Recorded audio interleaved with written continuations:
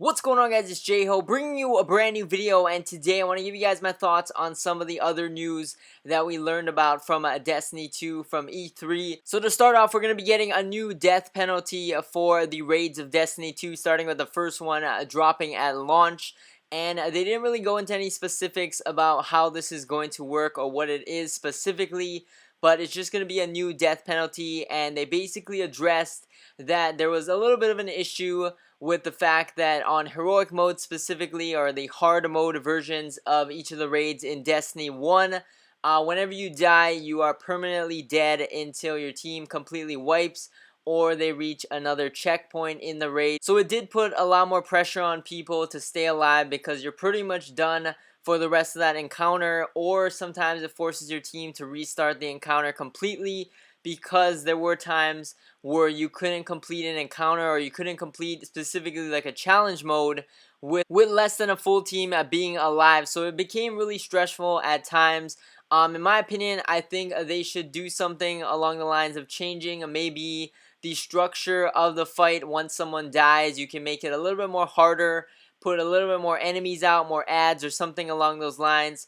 The one thing they shouldn't do is make the fight longer, because I don't think that's a good thing.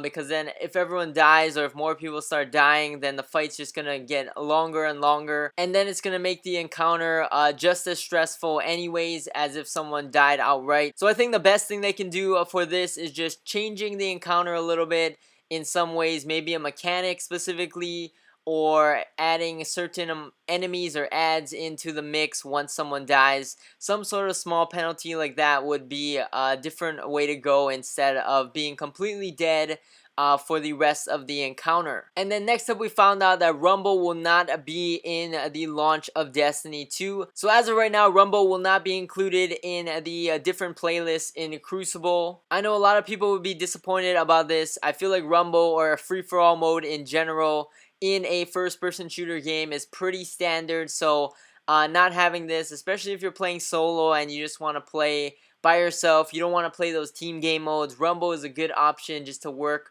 on your shot, or just practicing new guns, or whatever you want to do in Rumble and play solo like that. So not having it in the launch of Destiny 2 is a little bit of a disappointment, but maybe down the line they'll bring it back in a future update or something, and we'll see Rumble come back. Right now they're focusing though on these 4v4 game modes, these small team competitive game modes in Destiny 2's Crucible.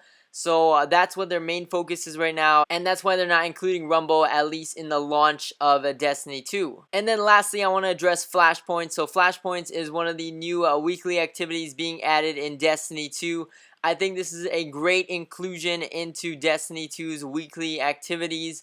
So basically, a flashpoint is a featured location or destination, and you'll have treasure maps to follow. You have special enemies appear, or unique enemies show up in these certain locations for that week, and you can earn exclusive rewards that can equal up to Nightfall tier level rewards. So pretty much Nightfall tier rewards for completing these flashpoint activities. So that's really good. So I think this is really good, especially for solo players, because solo players can just go to these destinations and go complete these activities. They don't seem like they require too much teamwork or too much cooperation that you can't do it solo. So it's really good to have a solo activity for endgame rewards. So that's really good. And even if you don't want to do it solo, obviously you can still do it with friends and do cooperative activities like this as well.